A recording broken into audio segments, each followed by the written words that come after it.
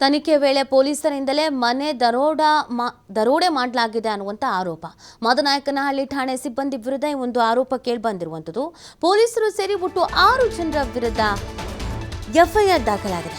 ತನಿಖೆ ವೇಳೆ ಪೊಲೀಸರಿಂದಲೇ ಮನೆಯ ದರೋಡೆ ನಡೆದಿದೆ ಅನ್ನುವಂಥ ಆರೋಪ ಕೇಳಿಬರ್ತಾ ಇರೋದು. ಇದೀಗ ಪೊಲೀಸರು ಸೇರಿ ಒಟ್ಟು 6 ಜನರ ವಿರುದ್ಧ ಎಫ್ಐಆರ್ ಅನ್ನು ದಾಖಲು ಮಾಡಲಾಗಿದೆ. ಬೆಂಗಳೂರು ಉತ್ತರ ತಾಲೂಕಿನ ಒಡ್ಡರಹಳ್ಳಿಯಲ್ಲಿ ನಡೆದಿರುವಂಥ ಘಟನೆ ಇದು.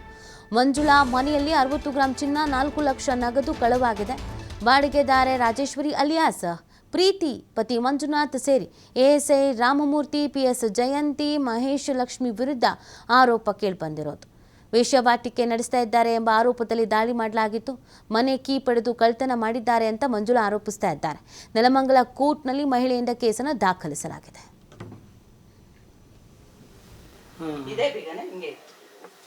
ಹಿಂಗೆ ಓಪನ್ ಇತ್ತು, ಇಷ್ಟಿತ್ತು ಓಪನ್.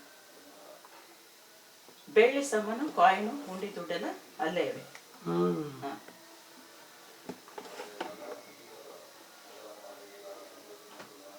ಇದೊಂದೇ ಲಾಕರ್ ಓಪನ್ ಮಾಡಿರೋದು.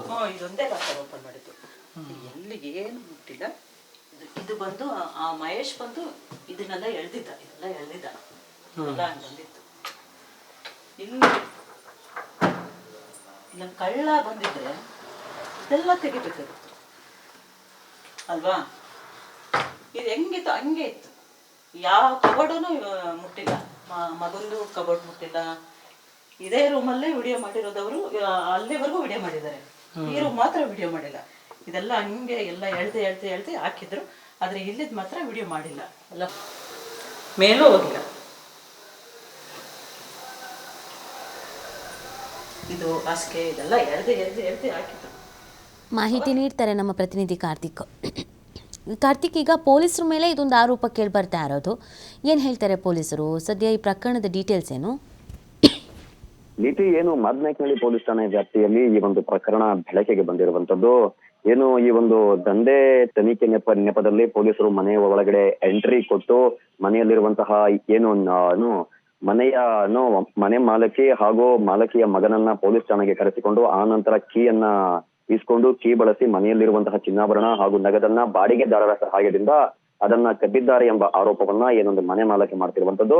ಇತ್ತ ಪೊಲೀಸರು ಹೇಳೋ ಪ್ರಕಾರ ಇಲ್ಲ, ಅಂದ್ರೆ ಪೊಲೀಸರ ಪ್ರಕಾರ ಈ ಪ್ರಕರಣಕ್ಕೂ ಅಂದ್ರೆ ಪ್ರಕರಣದಲ್ಲಿ ಕಳುವಾಗಿರುವಂತಹ ಚಿನ್ನಾಭರಣ ಹಾಗೂ ಹಣಕ್ಕೂ ನಮಗೂ ಯಾವುದೇ ಸಂಬಂಧ ಇಲ್ಲ ಅಂತ ಪೊಲೀಸರು ಹೇಳ್ತಾ ಇರುವಂತದ್ದು. ಸದ್ಯ ಏನು ಈ ಮನೆ ಮಾಲಕಿ ಪೊಲೀಸ್ ಠಾಣೆಗಳು ಹಾಗೂ ಎಸಿಪಿ ಕಚೇರಿ, ಡಿಸಿಪಿ ಕಚೇರಿಗಳಿಗೆಲ್ಲ ಅಲೆದು ಅಲ್ಲೂ ಕೂಡ ಕಂಪ್ಲೇಂಟ್ ಅನ್ನ ಕೊಟ್ಟು ಆ ನಂತರ ಏನು ನೆಲಮಂಗಲದ ಜೆಎಂಸಿ ಕೋರ್ಟ್ ನಲ್ಲೂ ಕೂಡ ಸ್ವತಃ ತಾನಾಗಿ ಒಂದು ದೂರನ್ನ ದಾಖಲಿಸಿರುವಂತದ್ದು. ಕೋರ್ಟ್ ನಲ್ಲೂ ಕೂಡ ಈ ಒಂದು ಮಹಿಳೆಯ ಏನು ಈ ಕೇಸ್ಗೆ ಸಂಬಂಧಪಟ್ಟಂತೆ ಕೇಸ್ ನಡೀತಿರುವಂತದ್ದು. ಸದ್ಯ ಏನು ಮನೆ ಮಾಲಕಿ ಹೇಳೋ ಪ್ರಕಾರ ಷಡ್ಯಂತ್ರ ರೂಪಿಸಿ ಅಂದ್ರೆ ಈ ಒಂದು ಮನೆಯ ಬಾಡಿಗೆದಾರರು ಈ ಒಂದು ದಂಧೆಯನ್ನ ನಡೆಸ್ತಿರ್ತಾರೆ. ಆ ದಂಧೆಯ ಬಗ್ಗೆ ಅಕ್ಕಪಕ್ಕದ ನಿವಾಸಿಗಳು ಏನು ಪೊಲೀಸರ ಗಮನಕ್ಕೆ ತರ್ತಾರೆ. ಆದ್ರೆ ಪೊಲೀಸರಿಗೂ ಹಾಗೂ ಆಕೆಗೂ ಏನು ಪರಿಚಯವಿದ್ದು ಪೊಲೀಸರು ನಮ್ಮ ಮೇಲೆ ಏನು ಕೇಸನ್ನ ತಿರುಚಿ ನಮ್ಮ ಮನೆಗೆ ದಾಳಿ ನಡೆಸಿ ಆ ನಂತರ ನಮಗೆ ಸ್ಟೇಷನ್ಗೆ ಕರೆದುಕೊಂಡು ಹೋಗಿ ಅಲ್ಲಿ ಬೆದರಿಕೆ ಹಾಕಿ ನಂತರ ಏನು ಮನೆಯಲ್ಲಿರುವಂತಹ ಚಿನ್ನಾಭರಣ ಎಗರಿಸಿದ್ದಾರೆ. ನಮಗೆ ಚಿನ್ನಾಭರಣ ಹಾಗೂ ಹಣ ಏನು ಕಳುವಾಗಿರುವಂತಹ ಹಣ ಹಾಗೂ ಚಿನ್ನಾಭರಣ ನಮಗೆ ವಾಪಸ್ ಕೊಡ್ಬೇಕು, ಇಲ್ದಿದ್ರೆ ನಾನು ಪೊಲೀಸರೇ ನನ್ನ ಇದಕ್ಕೆ ಸಾವಿಗೆ ಕಾರಣ ಅಂತ ಹೇಳಿ ನಾನು ಏನಾದ್ರು ಮಾಡ್ಕೊಳ್ತೀನಿ ಅಂತ ಕೂಡ ಏನೊಂದು ಮನೆ ಮಾಲಕಿ ಹೇಳ್ತಿರುವಂತದ್ದು. ಸದ್ಯ ಮದನಾಯಕನಹಳ್ಳಿ ಪೊಲೀಸ್ ಠಾಣೆಯಲ್ಲಿ ಎಂದು ಮದನಾಯಕನಹಳ್ಳಿ ಪೊಲೀಸ್ ಠಾಣೆಯ ಒಟ್ಟು 6 ಜನರ ವಿರುದ್ಧ ಅಂದ್ರೆ ಎಎಸ್ಐ ರಾಮಮೂರ್ತಿ ಹಾಗೂ ಪಿಎಸ್ಐ ಜಯಂತಿ ಹಾಗೂ ಇನ್ನಿತರೆ ಸಿಬ್ಬಂದಿಯಾದಂತಹ ಮಹೇಶ್ ಹಾಗೂ ಲಕ್ಷ್ಮಿ ಎಂಬುವರ ವಿರುದ್ಧ ಬಾಡಿಗೆದಾರರು ಸೇರಿದಂತೆ ಒಟ್ಟು 6 ಜನರ ವಿರುದ್ಧ ಅದೇ ಪೊಲೀಸ್ ಠಾಣೆಯಲ್ಲಿ ಇದೀಗ ಎಫ್ಐಆರ್ ಆಗಿರುವಂತದ್ದು. ಸದ್ಯ ಎಫ್ಐಆರ್ ಮೇರೆಗೆ ಏನು ಡಿಸಿಪಿ ಎಸಿಪಿ ನೇತೃತ್ವದಲ್ಲಿ ತನಿಖೆ ನಡೀತಿದ್ದು, ತನಿಖೆ ಯಾವ ಹಂತಕ್ಕೆ ಹೋಗಿ ನಿಲ್ಲುತ್ತೆ ಎಂಬುದನ್ನ ಕಾದ್ ನೋಡ್ಬೇಕಾಗಿದೆ. ನಿತ್ಯ. ಓಕೆ, ಥ್ಯಾಂಕ್ ಯು ಕಾರ್ತಿಕ್ ತಮ್ಮೆಲ್ಲ ಡೀಟೇಲ್ಸ್ಗೆ. ಹಾಕಿದ್ರು ಅವತ್ತು ದಿವಸನೇ ಎಳ್ದಿದ್ದವರೆಲ್ಲ.